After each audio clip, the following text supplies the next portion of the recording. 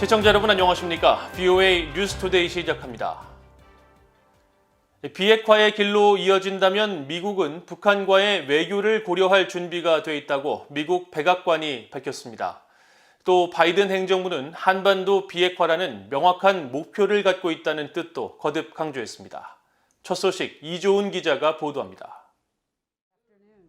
젠사키 백악관 대변인은 7일 정례 기자회견에서 북한에 이미 제재가 부과된 상황에서 미국이 북한의 잠재적 도발에 대응할 수 있는 방법에 대한 질문을 받았습니다.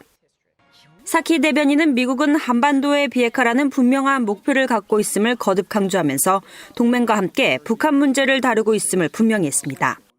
We have a clear objective as it relates to North Korea, which is denuclearizing the Korean peninsula, I should say. We're of course continuing to enforce sanctions. We're consulting with allies and partners. 사키 대변인은 또 북한 문제 해결을 위해 행정부에서 대북 정책 검토 작업이 진행 중이라는 사실을 상기시켰습니다. 그러면서 미국은 비핵화를 전제로 북한과 외교적 관여를 다시 시작할 준비가 돼 있으며 이것이 미국의 시각이라고 강조했습니다. We are prepared to consider some form of diplomacy if it's going to lead us down the path toward denuclearization. 앞서 조 바이든 대통령도 지난달 25일 취임 후 첫 기자회견을 통해 같은 입장을 밝힌 바 있습니다. 바이든 대통령은 북한의 이딴 탄도미사일 발사에 대해 유엔 안보리 결의 위반이라고 비판하면서 긴장을 고조시키기로 선택한다면 대응이 뒤따를 것이라고 경고하면서도 비핵화를 최종 조건으로 북한과의 외교에도 준비돼 있다는 뜻을 밝혔습니다. But I'm also prepared for some form of diplomacy, but it has to be conditioned upon the end result of denuclearization. 한편 사키 대변인은 최근 북한의 함경난도 심포 조선소에서 잠수함 발사 탄도미사일 SLBM 시험용 선박이 움직인 정황이 포착됐다는 연구단체 보고서 보도와 관련한 질문에는 해당 보도를 봤다고 밝히고 구체적인 군사적 고려 사안들에 대해선 국방부에 문의하라며 자세한 언급을 하지 않았습니다. VOA 뉴스 이존입니다. 이런 가운데 앞서 북한 전문 매체들이 북한의 심포 조선소에서 SLBM, 즉 잠수함 발사 탄도미사일의 시험용 선박이 움직인 정황을 포착해 분석했습니다. 아직 SLBM 시험 발사를 위한 움직임인지 여부는 알 수 없지만 평소와 다른 움직임으로 파악돼 어떤 의도일지 주목됩니다. 함지하 기자가 보도합니다. 북한 함경남도 심포 조선소 일대 잠수함 기지를 촬영한 지난 6일자 위성사진입니다. 북한 전문 매체 분단을 넘어와 38로스가 연이어 공개한 이 위성사진에는 심포 조선소에서 바지선이 이동한 정황을 보여주고 있습니다. 이들 매체들은 이 바지선이 해상에서 미사일을 발사할 수 있는 일종의 부유물로 규정하고 있는데 해당 바지선이 심포 앞바다의 사각형 모양으로 둘러진 구역을 벗어나 부유식 드라이독, 즉 선박을 건조하거나 수리할 수 있는 시설에 접안했다고 전했습니다.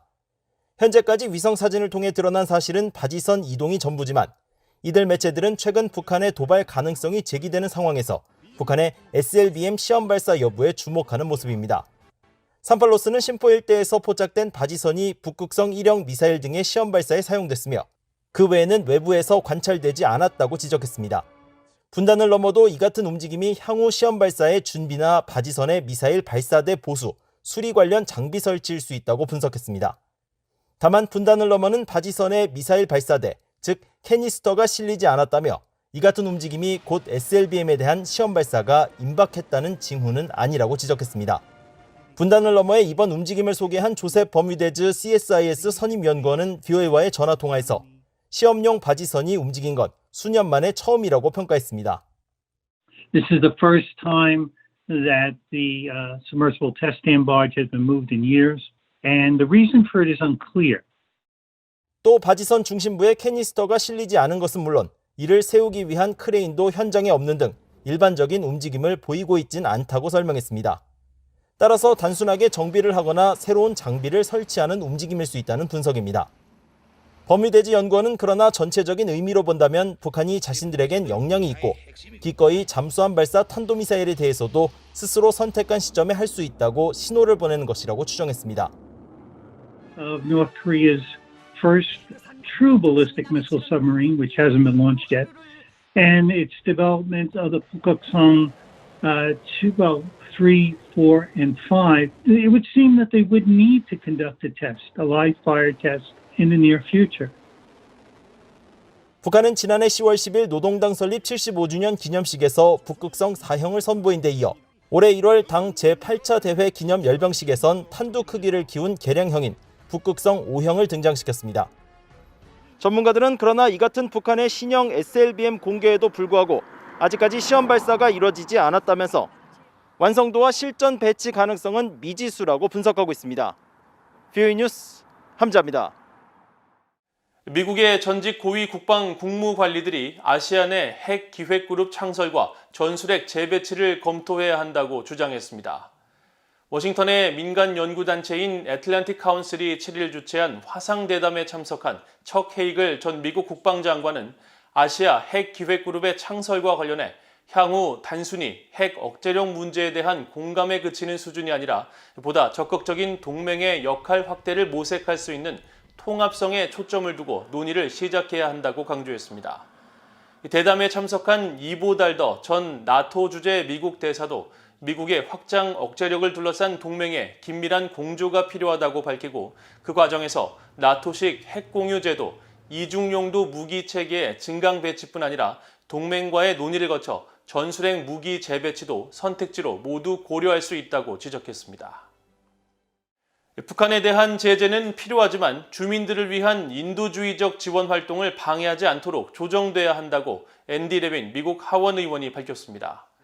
민주당의 레빈 의원은 7일 워싱턴의 민간 연구단체 전략국제문제연구소 CSIS가 주최한 화상대담에서 대북 제재를 사용할 필요가 있지만 피해를 입히는 자들에게 압력을 가하도록 신중하게 조정된 방식으로 사용해야 하며 악의적 행위자의 희생자인 북한 일반 주민들에게 의도하지 않은 결과를 초래하지 않도록 해야 한다고 지적했습니다.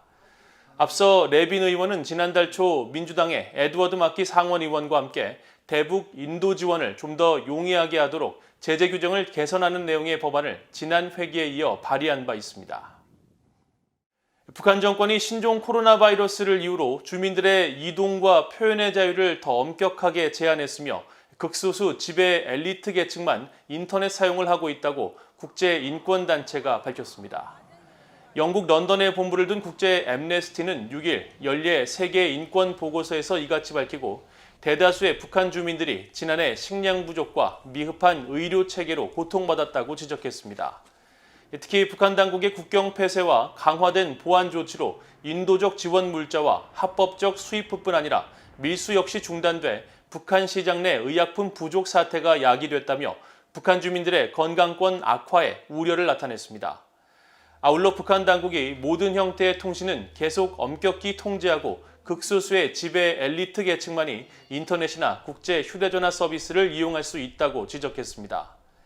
한편 국제 앰네스티는 400여 쪽에 달하는 보고서에서 신종 코로나 바이러스 발생 초기에 중요한 정보를 숨긴 중국의 무책임이 처참한 결과를 낳았고 세계보건기구 WHO 탈퇴를 통보한 트럼프 행정부의 결정은 이기주의의 절정이었다며 일부 지도자들의 무능함과 이기심이 상황을 더 악화시켰다고 비판했습니다. 이상으로 VOA 뉴스투데이를 모두 마칩니다. 시청해주신 여러분 고맙습니다.